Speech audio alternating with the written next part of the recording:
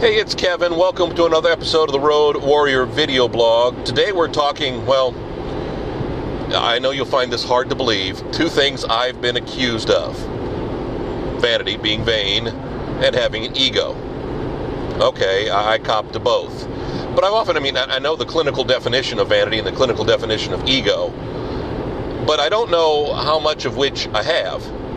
What got me thinking about this, the other day I was meeting with one of my new cohorts at one of the record companies, and she was mentioning to me how she was shocked that I didn't have an ego. And I'll be honest with you, I was drinking something, it may have been a glass of water, a Rockstar, one of those things, and I about spit it out, because that's probably the first time in my life I've ever been accused of not having an ego.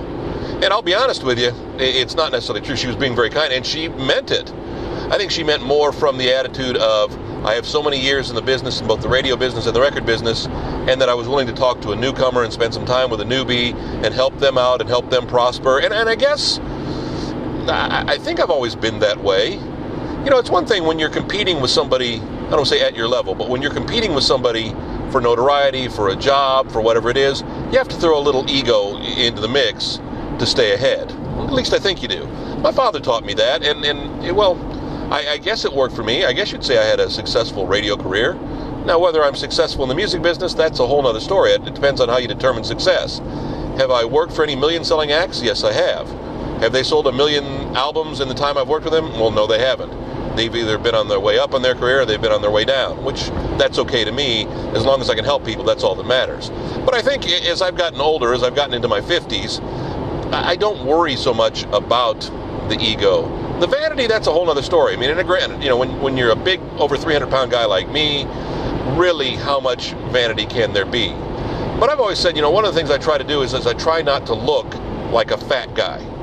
I try not to look sloppy. Now, granted, I'm just wearing a white t-shirt, I'm wearing sweatpants today, but they're expensive sweats, they're nice sweats, they're not your pull-up drawstring kind of sweats, you know. I try to have some style, some panache, something so the first thing you don't notice when I walk in the room is, hey, here's a fat guy. Now, granted, my hair, which you don't see as well in this, you know, stands up on end and has for years, and I don't know if the hair is part of the vanity or not, you know. It's part of my style, if you will, for lack thereof.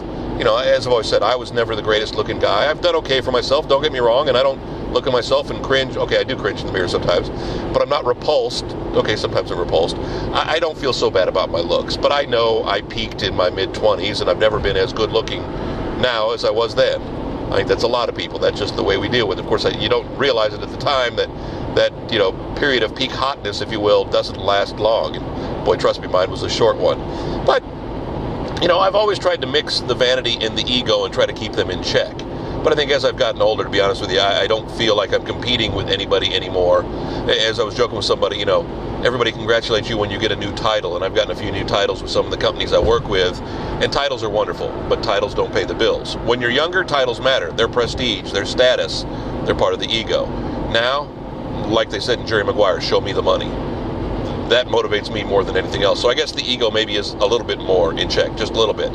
Luckily, my wife's not here to say anything about that. Another Road Warrior video blog. Do it again next week.